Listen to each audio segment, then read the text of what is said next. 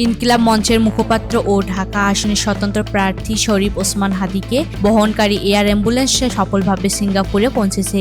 সোমবার বাংলাদেশ সময় বিকেল ৫টা ৫০ বিমানটি সিঙ্গাপুরের সিলেটার বিমানবন্দরে নিরাপদে অবতরণ করে। দীর্ঘ ও ঝুঁকিপূর্ণ এই চিকিৎসা যাত্রা সম্পূর্ণ হওয়ায় স্বস্তি প্রকাশ করেছেন তার পরিবার, পরিজন ও রাজনৈতিক সহযোদ্ধারা। জানা গেছে, সোমবার সকালে সিঙ্গাপুর থেকে বিষায়িত এয়ার অ্যাম্বুলেন্স ঢাকায় আসে। পরে দুপুরে রাজধানীর এভারকেয়ার হাসপাতাল থেকে সড়ক পথে তাকে হযরত শাহজালাল আন্তর্জাতিক বিমানবন্দরে নেওয়া হয়।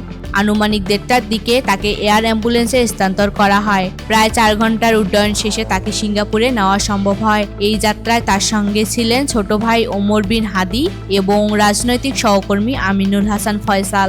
ঢাকার এভারকেয়ার হাসপাতাল ও সিঙ্গাপুর জেনারেল হাসপাতালের চিকিৎসকদের যৌথ সিদ্ধান্তে উন্নত চিকিৎসার জন্য তাকে বিদেশে পাঠানো হয়। উল্লেখ্য, গত শুক্রবার রাজধানীর বিজয়নগরে গুলিবিদ্ধ হওয়ার পর আশঙ্কাজনক অবস্থায় তিনি ঢাকার এভারকেয়ার হাসপাতালে চিকিৎসাধীন ছিলেন। বর্তমান সিঙ্গাপুরে তার পরবর্তী চিকিৎসা কার্যক্রম শুরু হচ্ছে বলে সংশ্লিষ্ট সূত্রে জানা গেছে।